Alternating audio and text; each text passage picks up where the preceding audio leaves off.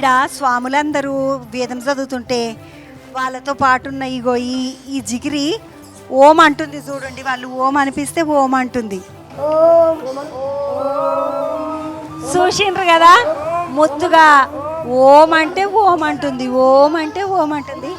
ఏదైనా కూడా విద్య మీద ఇష్టం ఉంటే ఆ పిల్లలు ఎట్లా చెప్తుంటే అట్లా చెప్తున్నారు చూడండి. అది ఎంత మంచిగా అనిపిస్తుంది కదా.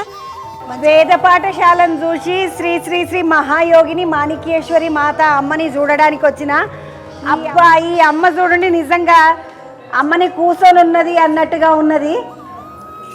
అద్భుతంగా ఉన్నది అమ్మ, నిజంగా ఒక మనిషి కూర్చొని ఉన్నట్టున్నది. ఈ అమ్మ కర్ణాటకలో చాలా ఫేమస్. ఎందుకంటే కర్ణాటకలో చాలామంది ఈ అమ్మను కొలుస్తారు, మహాయోగిని అంటారు ఈ అమ్మని. ఈ అమ్మ పుట్టినప్పటి నుండి ఆమెకి తెలివి వచ్చినప్పటి నుండి అసలు తిండి లేకుండా స్వామి కోసం, శివయ్య కోసము అట్లా తపస్సు చేస్తూనే ఉందట. ఈ అమ్మ పేరు మీద శ్రీశైలంలో కూడా ఒక ఆశ్రమం ఉంది, ఒక వేద పాఠశాల ఉంది.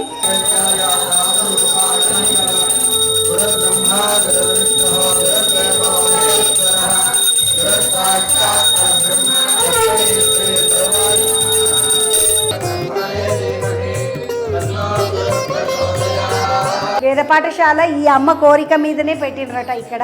ఆ అమ్మ నిజంగా కళ్ళతోటి చూస్తూ మనల్ని, మన మాటలు వింటుందా అన్నట్టుగా ఉంది. చదువుకునే పిల్లలందరినీ కూడా చల్లగా చూడు మంచిగా. స్వామిని చూసిండ్రా, స్వామి చుట్టూ కూడా శివలింగాలే ఉన్నాయి. 1 2 3 4 5 6 1 2 3 4 5 6 7 మొత్తానికి 108 లింగాలు ఉన్నటువంటి స్వామి మహాశివుడు. స్వామి నిమ్మలంగా అట్లా కూర్చొని ఉన్నట్టుగా ఉన్నది. ఇది